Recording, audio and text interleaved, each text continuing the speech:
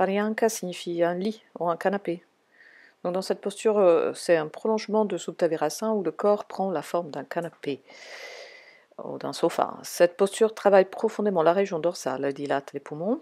Quand vous expirez, faites descendre vos bras. Cherchez de garder la longueur latérale de la taille, de la cage thoracique. Dans cette posture, vous êtes en équilibre parfait sur la lame du devant du tibia, du genou, du centre du genou, du centre du coup de pied, du centre de la bout du pied et du centre de vos orteils. Relâchez complètement les côtes et restez dans un souffle très calme, profond. La gorge est détendue. Et imaginez qu'on peut utiliser aussi un tabouret de la même dimension et les bras peuvent être aussi à l'extérieur de la chaise. Donc vous n'avez aucune excuse pour ne pas faire cette posture.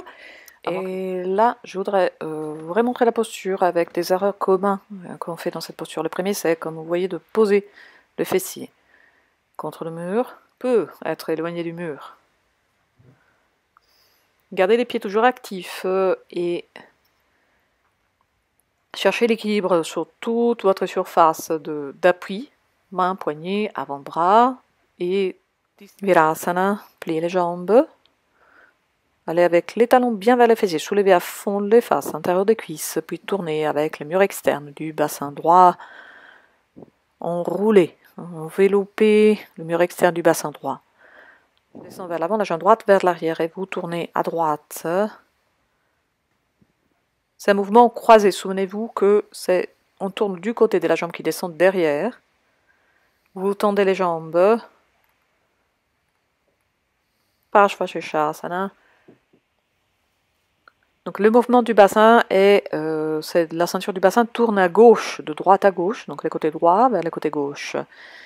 Dvipada signifie les deux jambes et Viparita signifie renverser, inverser. Je lis de lumière sur le yoga.